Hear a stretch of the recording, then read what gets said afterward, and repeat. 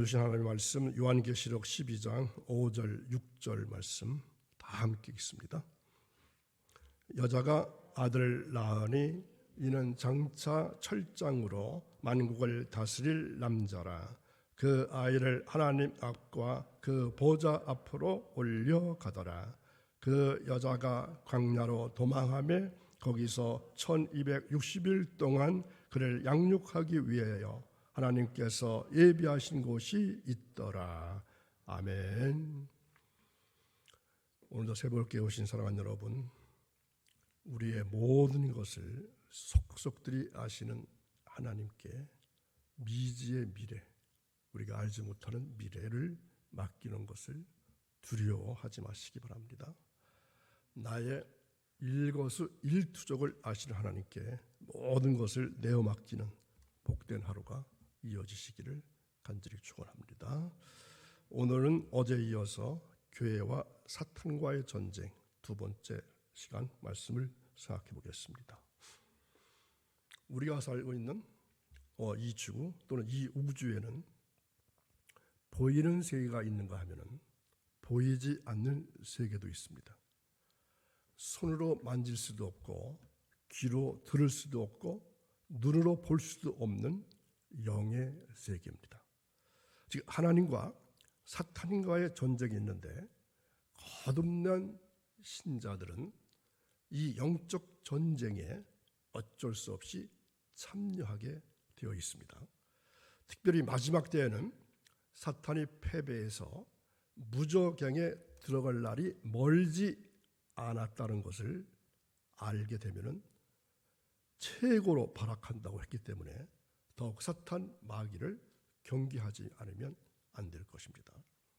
온 천하를 깨는 사탄과 그의 부하들이 이제 마지막 때가 되면은 공중에서 지상으로 내어 쫓겨나서 교회를 파괴하고 신자들을 미혹하고 타락시키려고 온갖 짓을 다 하게 됩니다.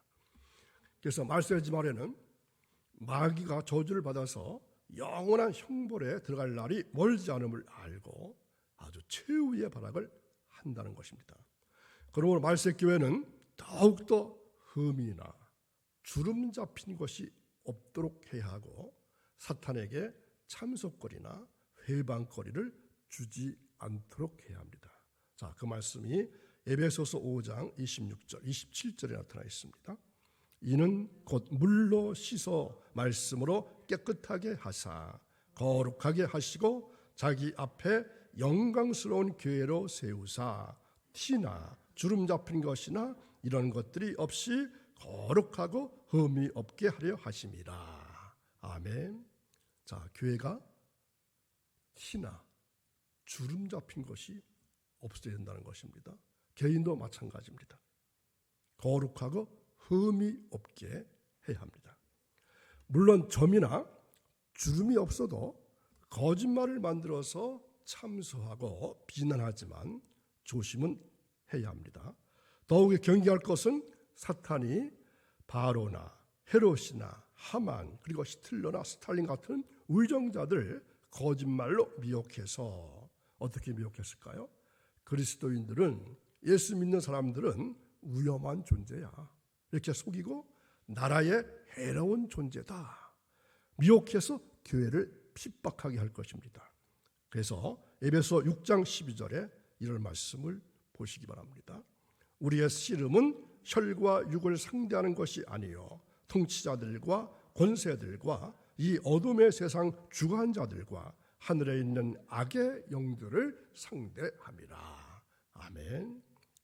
그러나 이 무서운 붉은 용 사탄과의 싸움에서 교회는 반드시 승리합니다.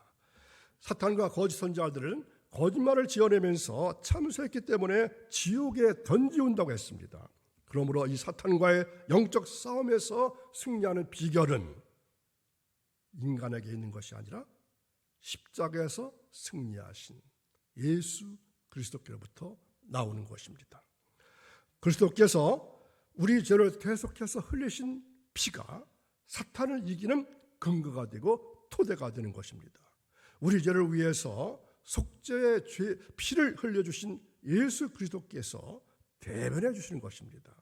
사탄이 하나님의 보좌 앞에서까지 천상에 있는 성도들의 죄까지 들춰가면서 참소하지만 예수님의 피가 사탄을 이기게 합니다. 마지막 때 사탄은 교회나 종들이나 성도들의 흠과 티를 들춰가면서 거짓말까지 만들어 교회를 파괴하고 특별히 종들과 성도들을 핍박하고 죽이려 하지만 예수 그리스도의 피가 우리를 승리하게 해주십니다. 어린 양 피 앞에 사탄 마귀는 꼼짝 못하는 것입니다. 자, 마귀가 예수님을 시험할 때도 하나님의 말씀으로 이긴 것처럼 말씀의 검으로 사탄을 물리칠 수가 있습니다. 주를 위해서 순교할 각오를 하고 생명까지 내던질 각오를 할 때 사탄 마귀를 이길 수가 있습니다. 그러나 핍박이 무섭다고 해서 배신하고 배도자가 될 것 같으면 사탄의 밥이 되고 맙니다.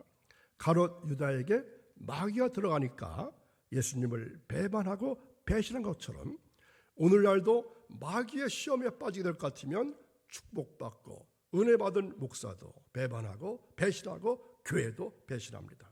자, 사탄이라는 말은 헬라어로는 나타나스 이렇게 말합니다. 대적자, 반역자 이런 뜻입니다. 마귀란 디아볼로스 이렇게 말하는데 중상자, 비방자, 유혹자 이런 뜻입니다. 그러므로 마귀의 영에 사로잡힐 것 같으면 하나님을 대적하고 주의 종을 반역하기를 식은죽 먹듯 하는 것입니다. 사탄이 하는 일 중에 하나는 사탄이 도구는 무엇이라 했습니까? 교회와 주의 종들을 밤낮으로 참소하는 것입니다. 참소자는 영어로 accuser 이렇게 말합니다. 이 말은 고발자 혹은 비난자 이런 뜻입니다. 또 apostate 이렇게 말하는데 그 뜻은 배신자, 배교자, 변절자 이런 뜻입니다. 이것이 바로 마귀의 속성을 나타내는 말입니다. 마귀가 하는 일은 오늘날도 교회를 파괴합니다. 주의 종들을 매장시킵니다. 그래서 별별 거짓말을 다 전해서 비방하고 해방하고 비난하는 일을 끊임없이 하고 있습니다. 밤낮으로 참소하고 다니는 것입니다. 그렇지만 이때에 승리를 확신하고 낙심하거나 변절하지 말고 목숨 걸고 기도해야 합니다. 억울하다고 방방 뛸 필요 없이 공의로 심판하시는 하나님께 맡기고 뜨겁게 간절히 기도하면 어린 양의 피가 우리를 승리하게 해주십니다. 오늘도 새벽을 깨우시고 거룩한 자리에 올라오신 사랑하는 여러분, 오늘날 인터넷과 매스컴을 통해서 말씀이 홍수처럼 흘러나오고 쏟아나오고 있습니다.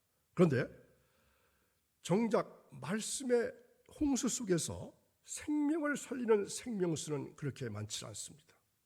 그러니까 여러분들이 인터넷 설교나 매스컴을 통한 설교를 유심히 보셔야 합니다. 지금도 사탄은 생명의 원천이신 예수 그리스도를 모방하고 흉내내면서 입에서 물을 강같이 토해내서 교회를 공격하고 있기 때문입니다. 믿음이 없이는 이 영적인 싸움에서 이길 수가 없습니다. 사탄이 토해놓은 물은 하나님의 보좌에서 흘러나오는 생명수와 비슷하게 보이지만 그 성분은 전혀 다른 악이며 독입니다. 미사역으로 치자하고 화려하고 달콤함으로 유혹하는 이 시대의 풍조이며 조류인 것입니다.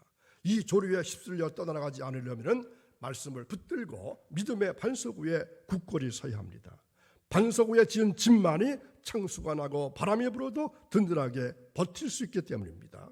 하나님의 말씀으로 무장하고 믿음의 반석이신 예수 그리스도를 온전히 힘입어 광야에서 승리할 수 있기를 바랍니다.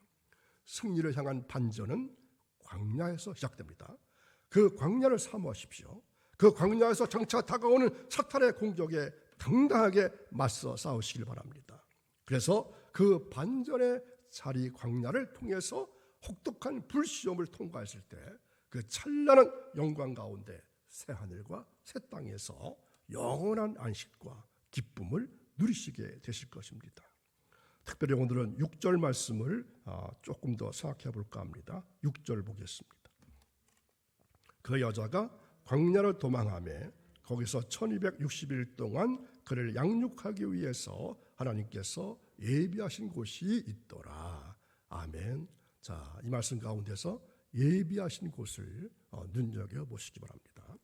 자, 이 여자가 용의 눈을 피해서 광야로 도망했다고 했습니다.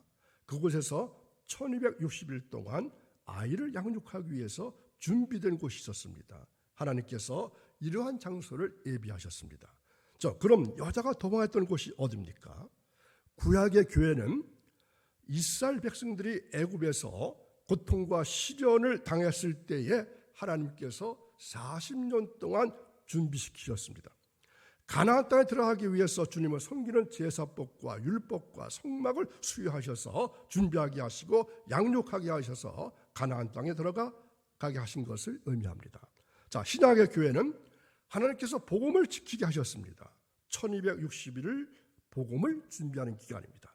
이 기간에 복음을 준비하지 않으면 교회는 망하게 됩니다. 하지만 하나님은 항상 복음을 준비하도록 하셨습니다. 자, 사탄의 공격을 받아서 피한 광야가 초대교회는 어디였을까요? 카타곰이라는 곳입니다. 자, 사진 보여주십시오. 이곳에서 복음을 준비하고 주님을 섬겼습니다. 자, 어떻게 보이십니까? 저기 어디 갔습니까? 무덤입니다. 무덤 속에서 이 이태리 로마에 있는 카타곰입니다. 무덤들 가운데 이러한 의미가 있습니다. 무덤으로 사용하기 위해서 좁은 통로로 이루어진 지하 묘지입니다.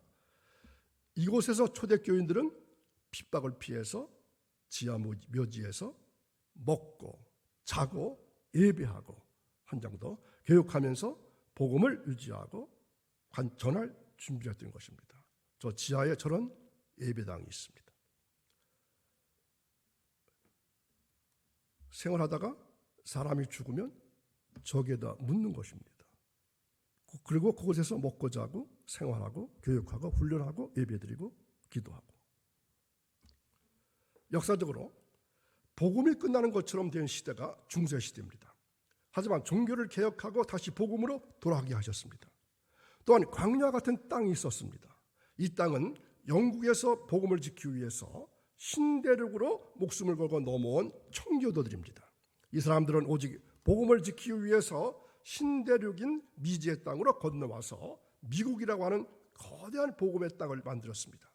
그리고 복음을 양육하고 지켜서 전 세계의 많은 선교사들을 파송하고 복음을 전파하는 놀라운 일을 한 것입니다. 이것이 바로 하나님께서 준비하신 땅들입니다. 예비하시라고 하는 말은 준비하다, 준비를 갖추다는 뜻입니다. 하나님께서 이 땅을 준비하고 모든 준비를 갖추어 놓으시고 교회를 지키고 있습니다. 그리고 복음을 준비하는 땅이 있습니다. 마지막 때를 위해서 하나님은 이제 어디를 쓸 것 같으십니까? 한국교회를 사용하지 않으실까요? 마지막 복음을 준비하는 땅이 있다는 것입니다. 이 땅을 하나님께서 준비하시는 때가 있다는 것을 의미합니다. 아무 때나 준비하는 것이 아니고 아무 땅에서 준비하시는 분이 아니십니다. 환경과 여건에 맞춰서 하나님은 준비하십니다. 그런데 이 땅은 이미 모든 준비가 된 것을 말합니다. 하나님께서 모두 준비해 놓으셨고 이 땅을 사용하기를 원하십니다. 하나님 준비하시는 땅은 스스로 되는 것이 아니라 하나님께서 준비시켜 주실 때에 되는 것입니다. 반드시 준비하시는 목적이 있어야 준비시키는 것입니다. 이 목적은 오로지 복음을 전파하기 위한 수단으로 쓰기 위해서 준비하시는 땅입니다. 그러므로 사랑하는 여러분, 이 땅에 살면서 복음을 준비하는 복된 사람이 다 되시기를 간절히 바랍니다. 역사적으로 보면은 하나님은 복음을 위해서 쓰임받는 나라가 그때마다 있었다는 것입니다. 미국을 사용하셔서 우리나라를 비롯한 많은 나라들에게 복음을 전했다면 이제는 동북아시아가 시대가 열게 될 것입니다. 바로 우리 한국을 이 시대의 복음 전진기지로 준비하셨고 또 한국교회를 세계 만방에 복음을 전파하는 기간인 1260일 동안 복음을 준비하게 하시고 상호하실 것만 같습니다. 여러분들은 이런 믿음을 안 가지시나요? 갖게 되시지 않습니까? 저는 이 믿음이 있습니다. 그때에 오늘 이 말씀을 들으신 여러분 모두가 반드시 쓰임받기를 원합니다. 이제 한국교회는 복음으로 다시 돌아와야 합니다. 아이를 탄생시켜야 합니다. 많은 고난과 진통이 있어도 반드시 생명을 낳아야 합니다. 권력과 욕심과 물질에 눈이 멀어서 한국교회는 경수가 끊어진 지 오래되었습니다. 아이를 생산하지 못하고 있다는 겁니다. 다시 하나님의 기적으로 경수가 다시 소생되어서 생명을 낳아야 합니다. 생명을 낳기 위해서는 복음이 회복되어야 합니다.